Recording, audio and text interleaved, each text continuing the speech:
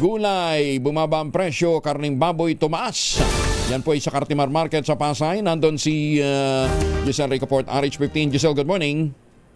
Good morning, Kuya Angel. Bumaba yung presyo ng halos karamihan ng mga gulay sa Cartimar Market sa Pasay City. Kagaya nitong bawang, 170 kada kilo mula 180 kada kilo.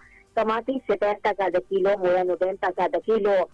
Sibuyas, 120 mula dating 200. Ang silipang sigang naman, 120 kada kilo ngayon mula 180 kada kilo. Ang luya, 220 kada kilo mula 260 kada kilo. Ang palaya, 100 kada kilo mula 180 kada kilo. Ang kalamansi, 100 ngayon mula 150 pesos. Ang talong naman, 90 kada kilo ngayon mula 130 kada kilo. Ang carrots, 80 kada kilo mula dating 100. Ang talbos at kangkong naman nananatili sa parehas sa 10 piso ang kada tali ngayon. Sa baboy, 430 hanggang 440 ang kada kilo ng liempo, habang 380 hanggang 390 pesos naman ang kada kilo ng pigi at kasim. Sa manok naman, ang whole chicken, 210 kada kilo mula 200 kada kilo. Ang pecho, 240 kada kilo, hita 260 kada kilo. Ang pakpak, 250 kada kilo naman.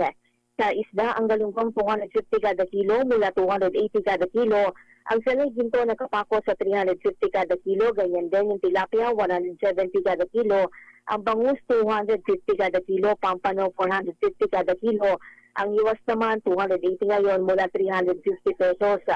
Ang asungos 350 kada kilo, espada 400 ang kada kilo. Mas mura yan ng 50 piso mula sa 450 pesos sa mga nakalipas na araw. Ang lapu-lapu naman 550 mula 500 o hanggang 550 hanggang 580 kada kilo mula sa dating 600. Ang bakoko 380 kada kilo mula 400 kada kilo, habang ang isdang bato 400 kada kilo ngayon mula 450 pesos.